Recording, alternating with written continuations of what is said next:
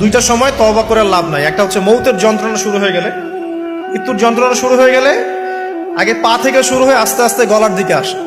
হাদিসে যেমনটা এসেছে, সূরা ওয়াকিয়ার মধ্যেও আছে যে পায়ের দিক থেকে যন্ত্রণা শুরু হয়ে আস্তে আস্তে আস্তে আস্তে এই গলার দিকে আসে, এবং আত্মাটা গলার এখানে যখন চলে আসে, এখান থেকে মালাকুল মউত আত্মাটাকে নিয়ে চলে যায়। এবং চোখ দিয়ে তাকিয়ে থাকে মানুষ। রুহটা চলে গেলে মানুষ চোখ দিয়ে তাকিয়ে থাকে, দেখবেন এই কারণে মৃত ব্যক্তি তাকিয়ে থাকে, চোখ খোলা থাকে। এবং তখন আসমান থেকে সিঁড়ি নামিয়ে দেওয়া হয়, ওই সিঁড়িতে করে আত্মা চলে যাচ্ছে, ও তাকিয়ে দেখে যে আত্মা চলে যাচ্ছে। এবং মানুষ মারা যাওয়ার পরে চোখ জীবিত থাকে অনেকক্ষণ। মেডিকেল সায়েন্স যারা পড়েছে তাদেরকে জিজ্ঞাসা করবে, মানুষ ডেড হয়ে গেলেও চোখ দেখবেন আরো কয়েক ঘন্টা, হয়তো আরো নির্দিষ্ট একটা সময় পর্যন্ত চোখটা কিন্তু জীবিত থাকে।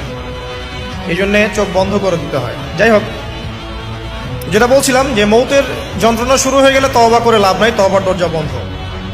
আর পশ্চিম দিক থেকে সূর্য উঠে গেলে তওবা করে লাভ নাই, তওবার দরজা বন্ধ।